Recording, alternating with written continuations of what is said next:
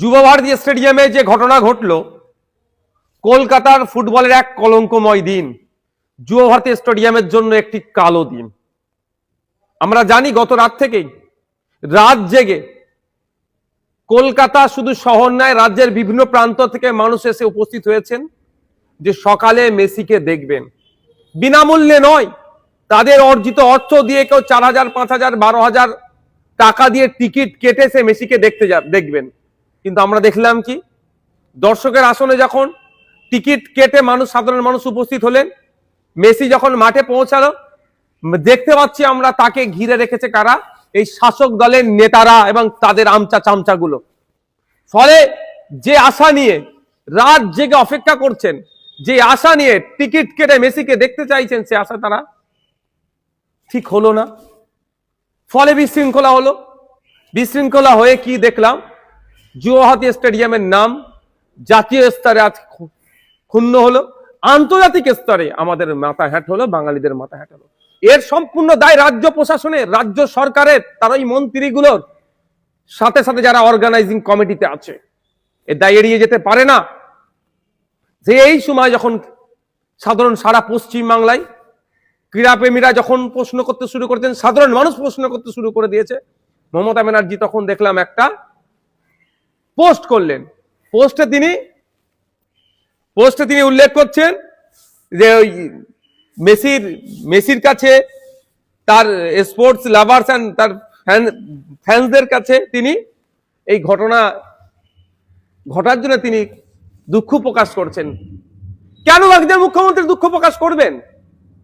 সাথে সাথে দুঃখ প্রকাশ করে তিনি একটা ইনকোয়ারি কমিটিও দুঃখ প্রকাশ করে তিনি একটা inquiry committee under the chairmanship of justice retired যিনি আছেন Asit Kumar Roy sir, chief secretary এবং additional chief secretary home and hill affairs ডিপার্টমেন্টের, এর দিয়ে একটা কমিটি বানিয়ে দিচ্ছেন। ইনকোয়ারি কমিটি বানিয়ে লাভ কি হবে? মমতা ব্যানার্জি এই ধরনের কমিটি ইতিপূর্বে মানে শয়ে বানিয়েছে। লাভটা কি হচ্ছে সোসাইটির? ইনকোয়ারি কমিটির ফিডব্যাক কি আছে? মমতা ব্যানার্জি এর মধ্যে কোনো ডিউরেশন পিরিয়ড উল্লেখ করে দেয়নি যে 15 দিনের মধ্যে ইনকোয়ারি করবেন, করে এই যেগুলো যা আসবে ব্যবস্থা গ্রহণ করা হবে। শুধুমাত্র যে ক্ষোভ হয়েছে, ক্ষোভকে প্রশমিত করার জন্য তিনি একটা আইওয়াস করলো। আমরা ভুলে যাচ্ছি না, আনিসকে যখন খুন করেছিল তখন সারা রাজ্য উত্তর, তখন ইনকোয়ারি কমিটি, অনেক ইনকোয়ারি কমিটির গল্প শুনিয়েছে মমতা ব্যানার্জি। এটা দিয়ে হয় না, শাক দিয়ে মাছ ঢাকা যায় না মমতা ব্যানার্জি মহাশয়া। আপনার দলের এমএলএ গুলো, আপনার দলের মন্ত্রীদের জন্য বিশৃঙ্খলা হয়েছে, আপনার দলের নেতাদের জন্য বিশৃঙ্খলা হয়েছে। যখন এটা চরম আকার ধারণ করছে, মানুষ, সারা বাংলার মানুষ যখন এখন প্রশ্ন করছে, আমরা দেখলাম কি যে অর্গানাইজিং কমিটির যিনি মূল হোতাকে গ্রেফতার করেছেন, দত্তবাবুকে। আমি আপনাকে চ্যালেঞ্জ করছি, আপনার যদি সৎ সাহস থাকে, এই হটস্পট, এই ইনসিডেন্ট, এই বিশৃঙ্খলা, এই ক্ষয়ক্ষতি যা হয়েছে, যেমন অর্গানাইজিং কমিটি দায়ী, সাথে সাথে আপনার দলের নেতা মন্ত্রীরাও দায়ী। তাহলে পারবেন আপনি বিশ্বাসবাবুকে গ্রেফতার করতে, পারবেন আপনি বসুবাবুকে গ্রেফতার করতে, আপনার দলের ওই সমস্ত নেতাদেরকে যারা মেসিকে ঘিরে রেখে দিয়েছিল। আর দত্তবাবুর সাহস নাই আপনার দলের নেতাদেরকে বলা, স্যার আপনারা একটু সরে যান বা দর্শকরা দেখবে, কারণ আপনাদের দলের নেতারা ঘিরে রেখেছিল। এই বিশৃঙ্খলা করাতে আপনারা, যে দত্তবাবু যতটা দায়ী, বিশ্বাসবাবুও দায়ী, বসুবাবুও দায়ী। এদেরকে কি গ্রেফতার করতে পারবেন? আপনি এই গ্রেফতারটা সাপের মুখেও চুমু হলো, ব্যাঙের মুখেও চুমু হলো। যখন বাঙালি মননে ক্ষোভের বহিঃপ্রকাশ হচ্ছে, দেখতে পাচ্ছেন, আপনি বুঝতে পারছেন, সেই সময় গ্রেফতার করে একটু ক্ষোভকে একটু প্রশমিত করতে চাইছেন। আর এই অরূপ বিশ্বাস, সুজিত বসুদেরকে আপনি আড়াল করার চেষ্টা করছেন। আবার একটা আমার সন্দেহ হচ্ছে, আর এই দত্তবাবুকে আপনি গ্রেফতারের নামে হয়তো প্রোটেকশন দিলে। মাননীয়া, আপনি একবারের জন্য বললেন না যে যারা গরিব মানুষ অর্জিত অর্থ দিয়ে মেসিকে দেখার জন্য টিকিট কেটে গিয়েছিল, সব টিকিটের টাকা ফেরত দিতে হবে? আপনি বলুন আর নাই বলুন, আমি আপনার বলে রাখি, আইন সবার টাকা ফেরত দিতে হবে, নাইলে আইনের মাধ্যমে বুঝে নিয়ে যাবে।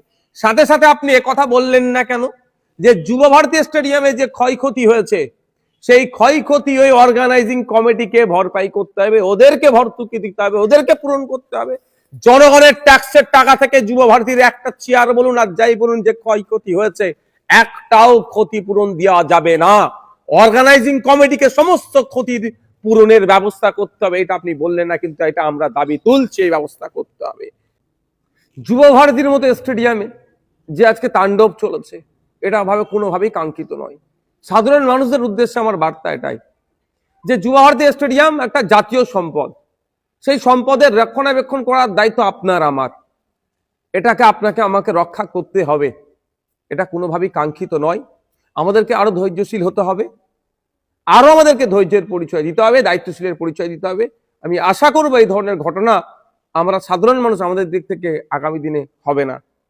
পরিশেষে আমি মমতা ব্যানার্জির কাছে আমার বার্তা, যে আপনার লাস্ট 5 বছরে পশ্চিমবাংলার ফুটবলের ব্যাপ্তির জন্য কি কি পদক্ষেপ গ্রহণ করেছে আপনার দপ্তর, স্পোর্টস ইউথ অ্যান্ড স্পোর্টস দপ্তর, আপনি জানেন?